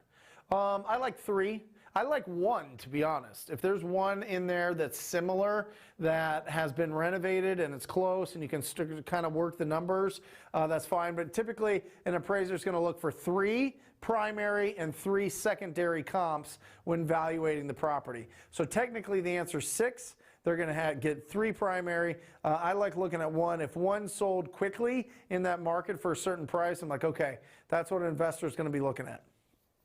Yep. Christopher, when do you give up on a lead that won't answer back? Ooh, that is good. Yeah, it's just interesting. You know, you can put it in long-term follow-up if it's a really good lead, but here's what I'll say. If the property condition is terrible, keep them forever. Seriously. They're going to have to sell cash at some point. I did a deal where I talked to a gal 3 years prior. It was a total junkyard. I mean, literally a junkyard in a neighborhood. Just metal and wood and just shipping containers and weird dolls and rock and roll, records and paraphernalia. It was crazy. It was crazy. A lot of fingerless gloves. I don't know why. It was weird. Anyway, I called her every like 90 days and I got that deal and made like 30 grand on it. So if it's really, really rough, keep them around. If not, if they're not responding, if you call them, text them, voicemail, for your initially 3 days by 3. So for 3 straight days, they're not responding. And then you follow up for the next 3 months, get rid of them. And listen, follow-up isn't crazy, right? It takes 30 seconds to do a follow-up. So, Samuel, when using your TTP lead sheets, what organization method do you recommend to make it easier to find the leads that you need? Okay, awesome. Do you mind getting those? Yeah. No, the accordion binders. They're right by my desk. The brown ones that have 1 through 31. So Staples, $15, Samuel. This is every time that I went through the lead sheet, I would write out all the details, go through the 4 pillars, write the details on the back. I would have a log of when I called them. And listen, this is old school. This is starting out. You don't need a CRM. You don't need all this stuff. You don't need all your leads in a computer, because when they're in the computer, guess what? They disappear. You don't see them. I want them real. I want them in front of you as you're starting to build up until you start getting a deal a month. You can just do this old school with pen and paper and with these accordion binders. And I did my first $1 million in wholesale deals right here. And literally from Staples, this is it. This is the this is 1 through 31, right? So it's got these little tabs on them. I don't know if you can see them here that have the days, right? And today's the 17th. So I would pull out the leads from the 17th, and that's what I would call. And that's how I'd keep it organized. And then the other one, can I see the other one, Mike? The other one is the months. So if I had somebody that I was going to call in December, I would pull out the December ones. I'd put the December ones, can you see that? And then put it into that one and rock and roll. It's not, listen, we don't need to overcomplicate this. There's distressed property owners. We need to talk to them. We need to call them. We need to talk to them. We need to have a conversation with them. We don't need all these systems. We don't need a logo. We don't need all this stuff. What we need is consistency in having conversations with distressed property owners. So keep it simple. So with those lead sheets that you get with the TTP workshop, right? Those are included in the workshop. Yep. And the workshop. Oh, and the scripts and the master of the script. Then you can just print them out and put them right in there. Awesome. How are we looking? We're looking good. What else? Mike. All right. When a real estate agent asks me for a proof of fund letter, where do I get it? A couple different things. So you can talk to a hard money lender and get a letter of approval, where they'll just write you a letter of approval, and that can work. You can go and Google proof of fund letter, and I believe Jerry Norton has like a program that's like $100 that can get you something and help you out with that. But I think you can download one as well, or just partner up with somebody that can show like a bank statement. And then you have that and you're rocking and rolling. But yeah, don't let that stop you. And listen, every realtor will ask you for that. Yeah, every real estate agent will ask you for some sort of proof, because it's just standard operating procedures. But every agent is taught since the beginning is when you're working with cash buyers, prove it. Prove it, prove it, prove it. Very rarely do you run into that when you're just working with the seller, but sometimes you do. What's the best way to build your cash buyer list? Awesome, Joseph. Well, first of all, definitely ttpinsider.com. Get the cash buyer pack. Cash buyer pack. It's got every single way to get your cash buyers, right? Every single way to scrape them, every single way to find them, every single way to like break it down and get all those. But I'll just give you some of these in there, okay? So some of the ways obviously is networking. Just talking to people out there, you know, even some of the people that you're going to call and ask if they would consider an offer on your property, then they would they say no, but I'm interested in actually buying properties. Will you add me to the list? You can add them that way through PropStream, ttpdata.com. Literally gives you all the cash buyers in the market. It doesn't give you their contact information. You're going to have to get that. But it literally gives you all the contact information in there. And then once you're building these up, Facebook groups, Instagram groups, whatever it is, probably Facebook more, just because people are more serious there and there's more regulation in those groups of real legit buyers. And then, you know, just getting all the realtors that have done a flip.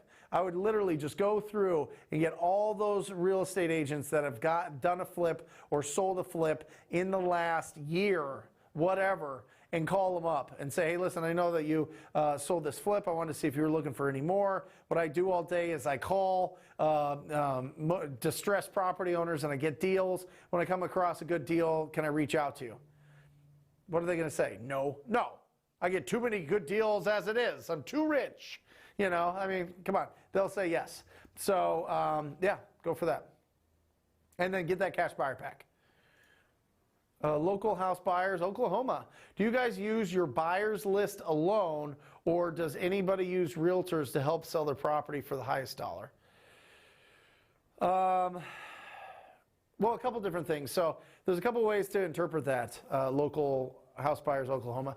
One, in Arizona, they don't let us list our properties on the MLS as a wholesale. All right, they just don't allow it. Now, some other MLSs allow it, that's fine, but they don't allow it without a whole lot of paperwork, which we just don't want to go through. So they do allow it, but just with a whole lot of paperwork. That just confuses a lot of people, and it just doesn't move the needle much.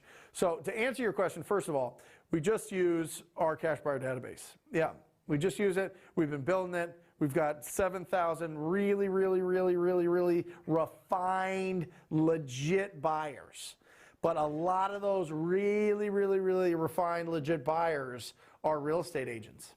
Yeah, it's incredible. We've got, I mean, I'd say 65% of the deals we sell is to somebody that's licensed. And either they're representing somebody or it's to themselves. So, yeah, I mean, go after the realtors for sure. And thank you for spelling it like that. Yeah, Brett, just reach out to. So what I would do, Brett, there is join a Facebook group, real estate investing in Oregon, or real estate, I would probably go whatever city you're in, and then just post that group. What is the best wholesale friendly escrow officer in whatever, Eugene, in Bend, in whatever, Portland, you know what I mean? And then just see who responds and see if people like that, and then just go from there. Yeah, that's the best way to do it. Nope. J40SX, I don't. I don't tweak the script at all for any lists. I don't. You don't need to. You don't need to, because it's just, it's not going to put you on the right foot, right? It's going to make you feel like you know something that they want to keep private, and you're making it not private, and you're putting it in front of their face. You know what I mean? Like, it's like, you know, running into somebody and they're like, oh, I know about you. And they're like, you know about me? And they're like, yeah, you kissed an ugly girl in 9th grade. Like, what? How do you know this? That's crazy. I mean, I was just a young man. I made mistakes. No, but I mean, like, that's how it feels when you call somebody and you're like, hey, you're in pre-foreclosure. You're like, oh, man, who's telling everybody? You know, I don't want that to be known. So, yeah, don't tweak it. I have a motivated seller that wants to close mid-January. Beautiful. Contact is off and on. Yep, that happens. Do I try to close? Anthony! All right. Do I want, is this my Anthony? Is this my Tucson Anthony? To close ASAP, then put an addendum or caveat that she has 30 days after close. Yeah, very common. Okay, this is called a post-possession. Post-possession. So you want to put together a post-possession agreement, which typically we just do. If this is Anthony, just reach out. I'll hook you up with ours. The post-possession agreement, and by the way, come Friday if you're around. It's the last week that the office will be open. So tomorrow, Anthony, come on up. Anyway, post-possession agreement, what you want to do is you want to make sure that you hold back, do an escrow holdback. Just have the title company put this all together. They'll handle it for you, of $10,000, that gets released to the seller once they move out and the property's clean. Okay? Because you don't want them sticking around. Yeah, Anthony. All right, I'll see you tomorrow, hopefully, maybe. We'll see. Short notice. Anyway, so I don't want them sticking around and just not being able, and now you have to evict them or something. And it's very rare that it happens, but there is a possibility. So get a $10,000 escrow holdback and do a post-possession agreement. I'll hook you up with that post-possession agreement. Yep. Awesome. What do we got? Oh, there we go. Blake, do you always go by 66% assessment, or do you have a specific formula you go by when making an offer? Yeah, go to the perfect offer presentation on this channel, on the YouTube channel, Blake, and it breaks it all down. It's much different. I've got a minimum amount of profit, and it's usually for this formula, and the formula that you usually see, that I usually talk to, is working with more fix and flippers. It does change if you're working to sell it to a rental buyer. But remember, a lot of these properties that we go after, a lot of these big juicy deals, the properties are pretty rough, pretty destroyed. So most of the time you're going to have to sell it with some repair budget, which means you got to get it low. Plus you have to be able to make something yourself on it. So definitely check out that video. It breaks it all down. And we've done it a couple times, I think, on these lives.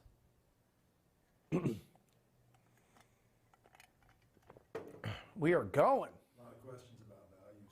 Yeah, a lot of questions about that. Well, that's the toughest thing. You know, honestly, when you're starting out, well, let's go to this one for a second. When you're starting out, and I'll get you to see when you're starting out, that's the tough part.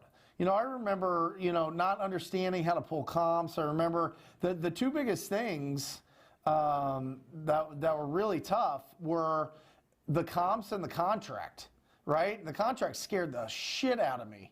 I was like, how do you put this together? I don't know how to fill this in. Nobody's taught me how to do this. What is going on? Fortunately, those were the state realtor contracts that are like 12 pages, and it was like a lot. A lot of the contracts, and you can get a contract. Do we have the contract in TTP Insider? TTP Insider, you can download. It's like 2 pages, and it's very plain language. And I highly suggest you take it to your title company, you take it to a real estate attorney, you get state-specific language put in there, just to make sure that if there's anything that's specific to your state, that it's in there. And every attorney goes, oh, I hope you didn't pay money for this. Let me fix it. And then they charge you, a couple $100 to, provide value, which is fine. But it's really plain language. With the contract. With the contract, who's the title company? A lot of people have questions about what is the APN number. That means the assessor parcel number, which is also the tax ID number for that piece of property. Typically, the title company is going to want you to put that on there because that really tells them which title to pull as opposed to just the address. Because sometimes addresses get a little bit goofy because the address is really determined by the Postal Service and that whole thing. So, and by the city. So, I don't know. I don't know who that's determined by. But that's what I've been told. I don't know if that's true. So definitely check that out. But the parcel number is what they get taxed on. That's going to give them clear road to pulling the right title and getting all those, any clouds on the title cleared up. Any liens, any debts owed on that property gets cleaned up. Anytime you hear clouds, anytime you hear liens, it just means what debt is owed against that property. What debt is attached to that property? Do they owe property taxes? Do they owe a contractor money and now they've got a contractor lien? Do they have a lien from their homeowners association? Do they have a lien? Do they have an IRS tax lien? All these things are what are the clouds on title, but it's just what's owed on the property. So I'm trying to break it down simply so that it's not a big mystery. But the contract, get a simple contract, make it easy. And listen, when you put together a contract and you turn it into it, the beautiful thing is we have a backstop. We have somebody to help us out always because it goes through a closing attorney or a title company. If they look at it and they're like, what did you do here? What are you trying to say in here? And you go, well, I'm trying to say that I'm buying it here and we're closing here and here's, And they go, okay, well, we're going to have to do an addendum and you're going to have to get this signed. Okay, great. So that's great. So the contract issue should be okay in your world. Now the values is there's a little bit of experience. There's a little bit of learning it. There's a little bit of understanding what your cash buyers are going to buy for a property. So when I give general like 66% is because I want you to go for low. I want there to be enough room for you to make some errors. You know what I mean? Not too much room where it's 70% minus the repairs. What if it needs $50,000 in repairs? You know what I mean? What if it needs $50,000 in repairs and the ARV is $120,000? You're going to go $70,000 minus 50. You got to buy it for $15,000. Get out of here! You're crazy. This is bananas. Anyway, so yeah, the contracts and the valuations. It's when you're evaluating it, the beautiful thing is now we have Redfin, Trulia, and Zillow. You can take the three, combine those three, average it out, and get a value there of what it would sell for if it's fixed up, and then work backwards. Or you can get a real closer look at it at ttpdata.com with PropStream. So, yep. We got a couple more minutes. Okay. I have a package deal about to be locked up where the seller wants to get rid of 2 properties. Okay. I could wholesale one for about $300,000 profit. Is that why you put this on here? That's crazy. For $300K profit, but I would lose about $100K on the other property. I don't like that. I don't like that. I wonder why. Close the big one first. Yeah, that's close the big one first, but he wants it as a package. Well, when you're looking at it, it's interesting. I would try to kind of split up the amounts so that you're not losing on one, but you're making 200 on the other. You know what I mean? Like if it was like I'm buying something for $500,000, I want $200,000 for this and $300,000 for this, but you're going to lose $100,000 on this one. Because people only want to buy this for $100,000, but people want this for $700, and I'm getting it for $4. Then I would say, okay, I'm going to sell this. I'm going to buy. Can I just buy this one for $100 and buy this one for $400 and sell this one for $600 and sell that one at $100 and just break even? That's probably the way that I would break it down. I'll do 2 contracts and just make sense. I mean, there's enough spread there, but make sure you sell that $300K one. Make sure you got a pocket buyer. No doubt about it. All right? Don't take a $100,000 loss on something if you've got, if you don't have a guaranteed, solid, legit, ironclad buyer on that other side. Yep. Congrats. That's incredible. So I'm going to give you one of these. It's a premature bell. I'm not going to go bananas. It's premature, but I'm excited about it. I'm excited about it. Get it locked up because he said it wasn't quite locked up yet. All right, Ken Cool. How do I lead generate for multifamily properties? That's awesome, Ken. Well, beautiful thing now is most of the multifamily properties, first, go for the multifamily properties that are owned by individuals. Or go for the ones that are owned by individuals first because that's going to be the most accurate data that you can get is going to be for individuals. Now, Batch is now able to skip trace LLCs and trusts, which is fantastic, batchskiptracing.com. And with that, that's a huge advantage because most of them are owned in that. But I think that it's only like a 30-40% hit rate of like accurate phone numbers that come back for those companies. So you're not going to get as accurate like the 90% that you're going to get for individuals. So yeah, Ken, just pull them. I mean, there's a couple different ways. One, you can pull them from your tax assessor if you want. If you want to kind of try to pull that, go to your tax assessor site and pull that. But makes it really easy through PropStream or ListSource is a great one too. ListSource.com, but they charge you like 7 or 8 cents an address, where the PropStream ttpdata.com is like less than a cent an address. So there you go. Yeah, do it. Those are, by the way, great deals. You get a discount in multifamily, woo, that is a big deal. You're going to get a big deal there, all right? Enoch, what's the best way to use your local courthouse to grab leads?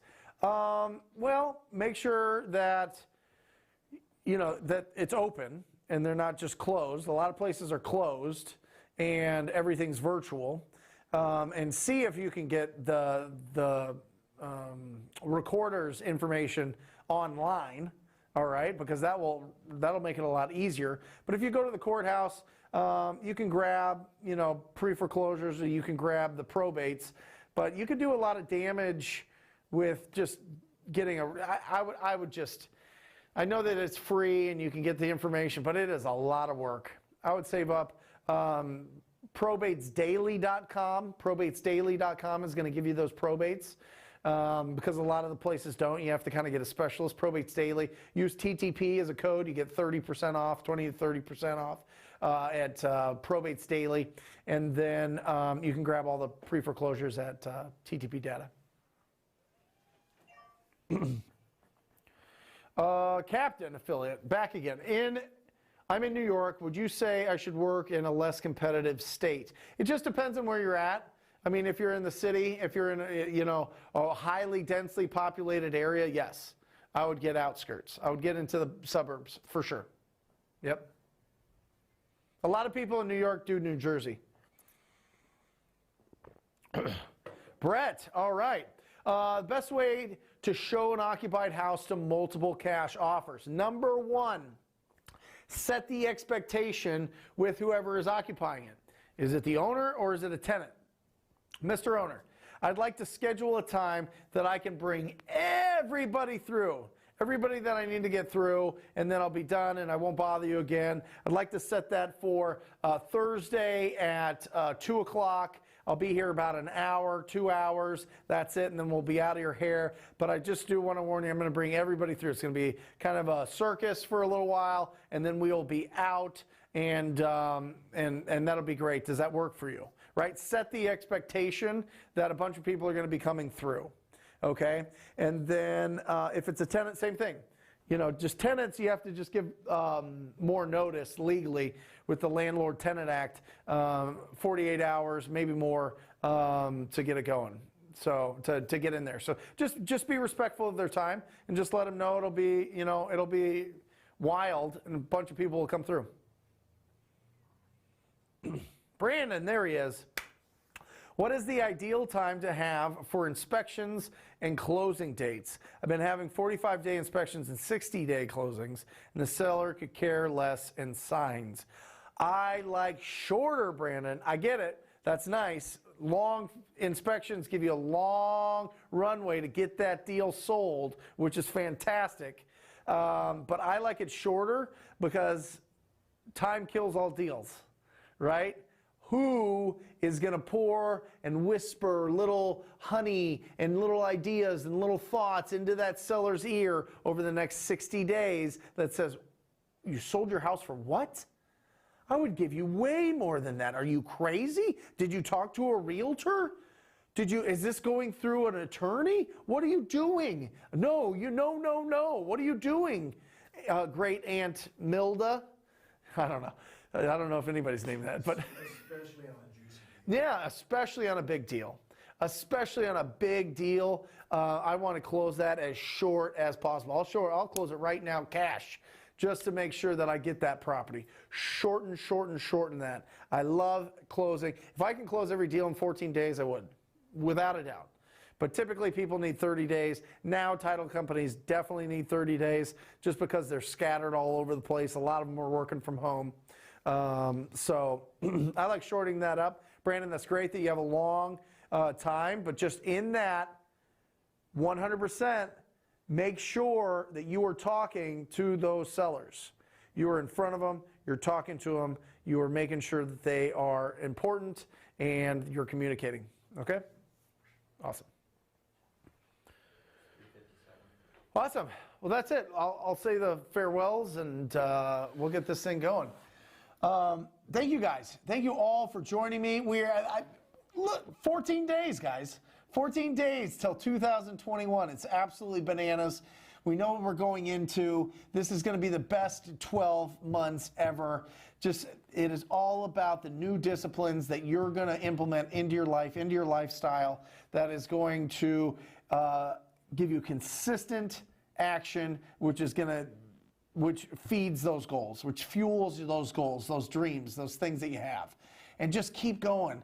It's just being loud. Get loud, be brave, have the courage, be as loud as you can, document what you're doing, let people know that you're looking for opportunities, and you're going to get extra bonus deals as you're being proactive, as you're being loud out there. You guys are the best.